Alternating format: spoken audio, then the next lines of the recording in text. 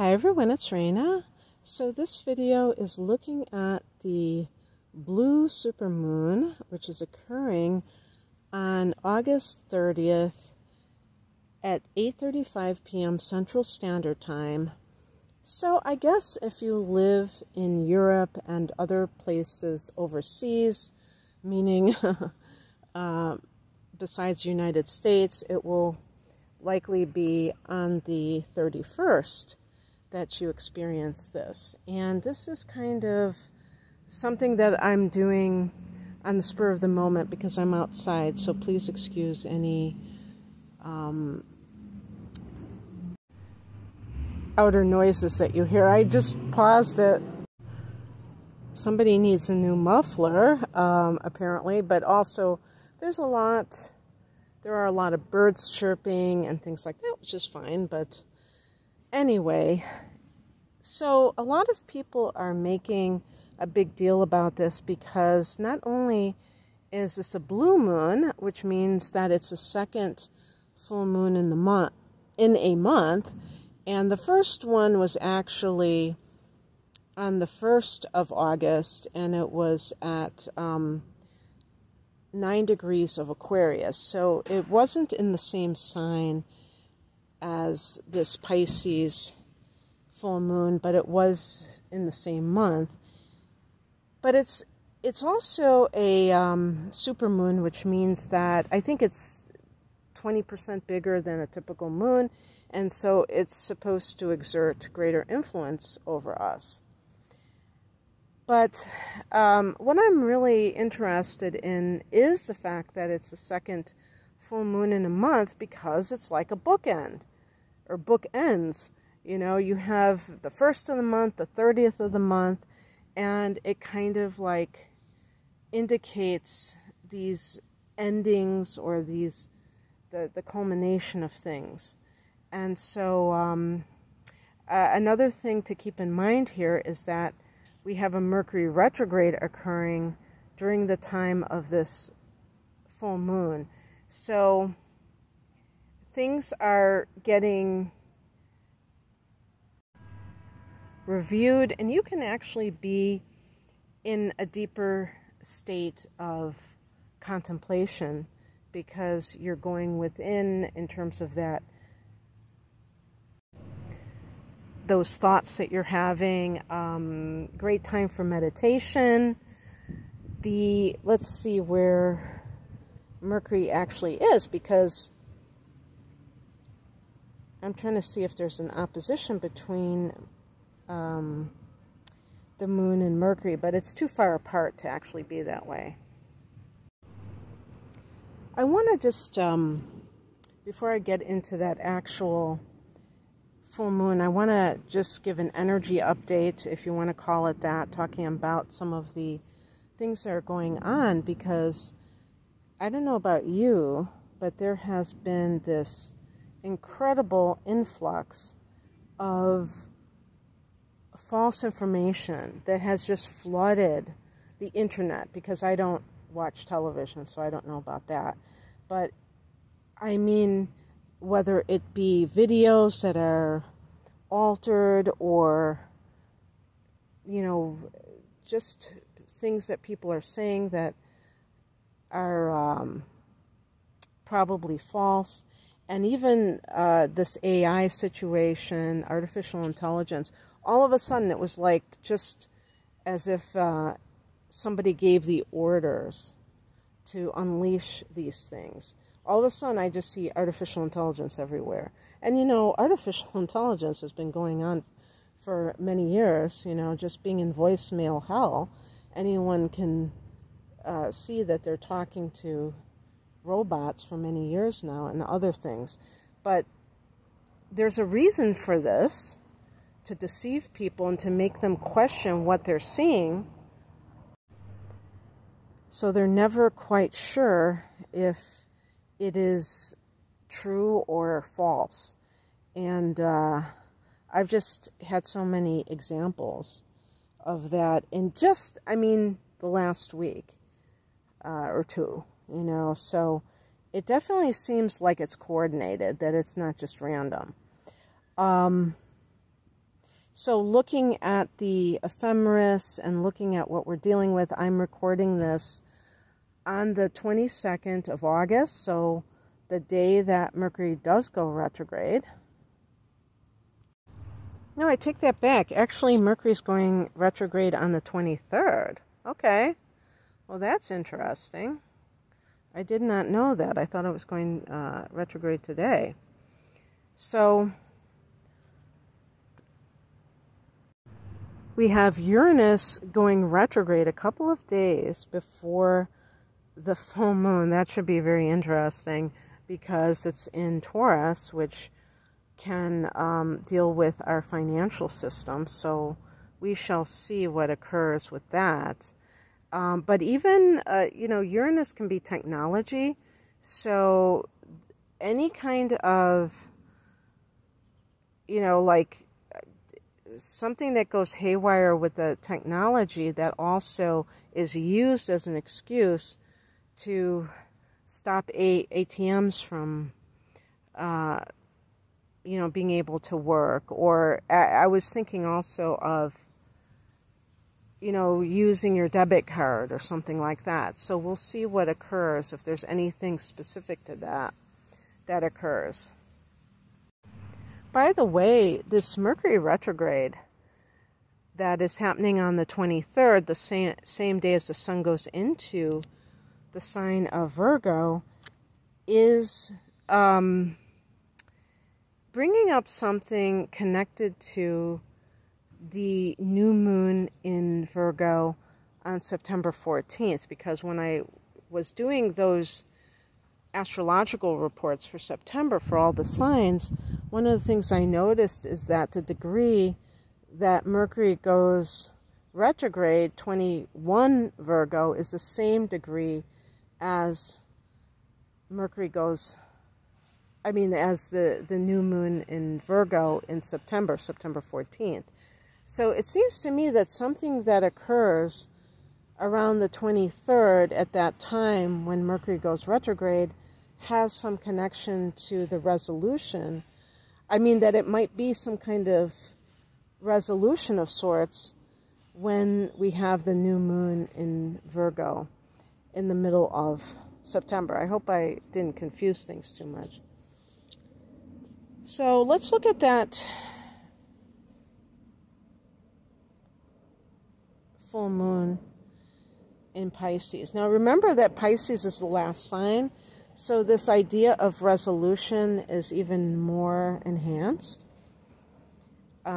because it's like kind of unfinished business. Full moons can bring things to a closure, completion, or fruition. And at every full moon, the sun is opposing the moon. So the sun is in the exact same degree. It's 7 degrees of Virgo. 7 in numerology is the number of the turning point. So it could be like something that we look back on and we see, okay, this is where everything changed.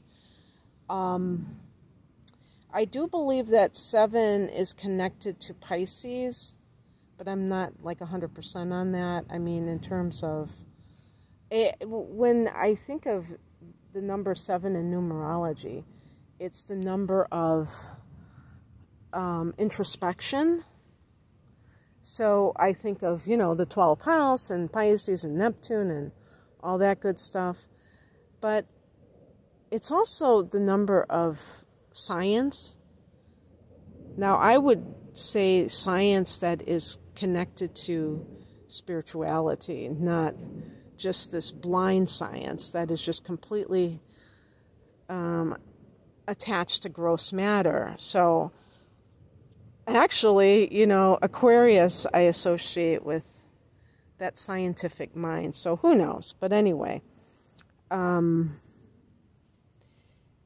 so what we have going on here is looking at the, more challenging aspects. The sun is opposing Saturn. When you see that, so Saturn is in Pisces at this time, and it's at 3 degrees, so it's not a, perfect opposition, but it's close enough in degrees to form an opposition. And Saturn is authority. The sun is our own autonomy. But it's interesting because even the sun can be, connected to the father, for instance. But I would say it's our, growing into that adult where we become our own authority figure, if you will. Because the sun is the most important element in astrology in terms of our personal growth, if you will, and can give us so much information about what we came here to accomplish. And it's opposing this planet that is not a personal planet, but it's not completely a generational planet. It only has a 3-year cycle. So anyway, what can that mean? Well, we're going to see a theme, and I've already heard about this in the alternative media, about this, Saturn can represent the structure from the top down, trying to control, the individual, rather than the populism, which comes with all of us banding together and kind of having that power from bottom up. And the top down, represented by Pluto and Capricorn, which, Pluto is retrograding in Capricorn right now. So there is that last gasp, and there will be in 2024. Of course, we don't know how this is going to manifest, but we can just look at it astrologically and say, oh yeah, okay, they're trying to do this. And it's not going to work because we've been there and done that. We bought the t-shirt and we realize that it just doesn't fit. It's not what we wanted, and it's not what is destined for us, just as a collective. So this should be very interesting because there can, at any full moon, there can be things that come out. Okay, and let's see, is Neptune is retrograding in Pisces. So Neptune, as a planetary influence, is giving us a reality check about all things illusory, and maybe kind of being the whistleblower that says, okay, that was a lie, that was a lie, and that was a lie. And then now we have Saturn in an early degree of Pisces, which is ruled by Neptune, and it is in retrograde motion. So it is not exerting that influence. It's more of an internalized thing. So we can look to ourselves. Who is the authority figure? Do we look to the outer world to give us direction? Or do we become our own master? Do we become our own authority figure? Do we, instead of listening to people because they have these impressive job titles or degrees, do we say, I have a brain in my head, I'm going to research myself? That doesn't mean that everybody who is considered an expert is bogus. I'm not saying that we should just, completely discount what they say, but this blind obedience, that is the kind of thing that we are reviewing. Who has ownership? Who is our authority? Where is our inner authority? And with Mercury retrograding, it's really analyzing our thoughts, because remember, this Mercury retrograde is in Virgo, and Virgo is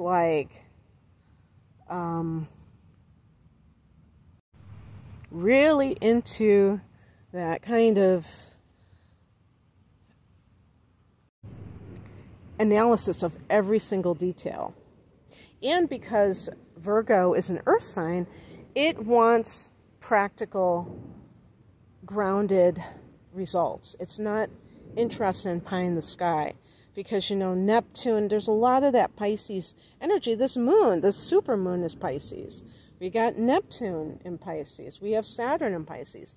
So there's a place for that, but there's also a place for, you know, just the facts, ma'am. Venus is squaring Jupiter. Both of these planets, these benefic planets, they have a lot of good vibes. Even when they're squaring one another, it's not, you know, the end of the world. However, they can be very self-indulgent. So, let's see, what day of the week? This is where I am. This is a Wednesday. Where you are, it may be Thursday. The reason I'm saying this is that when full moons are on the weekend, I tend to, you know, sit up and take notice because obviously people are more out and about at night and they might be under the influence of something. However, in the United States, we have a holiday called Labor Day. I think Canada might have a similar holiday, I'm not sure. And so there's every chance that people are taking off those, you know, days at the end of the week to be like a longer, you know, like an extended weekend. So there might be people who are, or people who are, you know, trying to cram in a last minute summer vacation. So definitely, you know, look out for people who don't seem with it because they might be under the influence of something and they might just be overly indulgent for whatever reason. Mars is opposing Neptune, so that can also indicate the same thing, you know, but also doing things under the influence of a delusion of any kind, including somebody telling you you're doing something, you know, oh, that's so nice of you to do this or that, because you think you're making the world a better place. So even like protest marches, you know, remember, there have been some of these, I'm speaking specifically of the United States, I can't speak about overseas, but I know that there have been protests around the world for sure. But in the United States, these kinds of things can lead to other draconian measures where they say, okay, well, everybody's getting out of control. We have to send in the National Guard, or, you know, have a curfew or something like that. So, or something happens as a result. There are these, you know, this destruction of property or that kind of thing. So be careful. Riots, you know, all of that stuff. And people may think that they're protesting something that's an outrage, and you have no idea what really happened, because Neptune is deluding people. Mars can be anger. Mars can be rebellion. There is nice energy, however. The Sun trines Jupiter at this time, and Mercury trines Jupiter. This is good for a great attitude, like positive thinking, just, you know, a positive being. You know, if you think of the Sun as your ultimate influence. The Moon is in conjunction with Saturn, so that gives a sober emotional state. So that can kind of ground any instability with people and their emotions. You know, full moons can bring something out. The 12th house, I would say, is because it's the hidden house. This could be some kind of secrets coming out. And this could be like, even with issues, you know, some lies, deceptions, which the 12th house represents. And because the moon is in opposition, the sun is there in Virgo, can be health related, things that were lied about with the health. and then people are up at arms because they were feeling this sense of betrayal, or, yeah, I mean, betrayal is a big one, being duped, and Mercury is trining Uranus. This is good for freedom of thought, and rather than independent thought, thinking outside the box. It's good for that. And there is an opposition, though, between Mercury and Neptune. And so this is what I'm talking about, disinformation. In some cases, this can be projection, diluted projection, where people, and I see this a lot of blame. Now, blame, sometimes people are to blame for something, you could make a case for it. But first of all, it's disempowering because it really doesn't solve anything unless there are other things that are going to be done in order to remedy the situation. But also, it usually, to me, neglects to mention how the person didn't do X, Y, or Z. So in other words, sometimes people say, oh, you made me do this, but there isn't the acknowledgement that the person agreed to, they consented to something, or they thought, and they consented because they thought it was the right thing to do, but then they find out later on that they were tricked. But when they're really honest with themselves, they're like, did I do my own due diligence, or did I blindly follow somebody else? And so that's where personal responsibility can, kind of be swirling around with feeling victimized. So there could be that dichotomy with that opposition between Mercury and Neptune.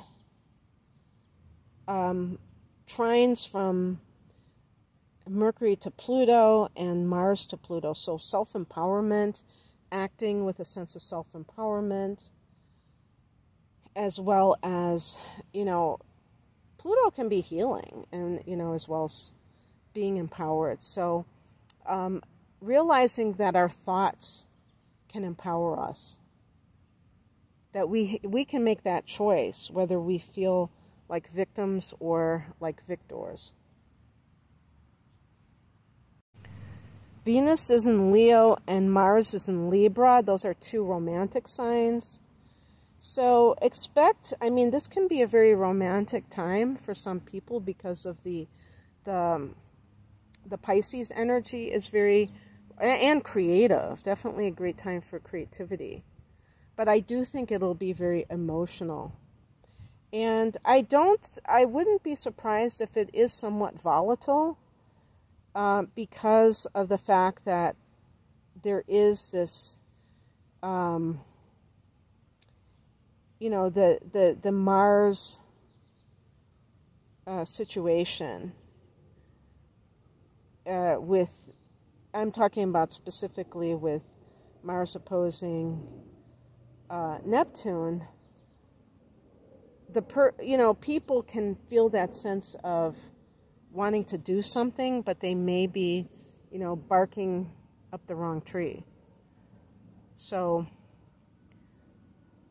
just keep that in mind. And, I feel like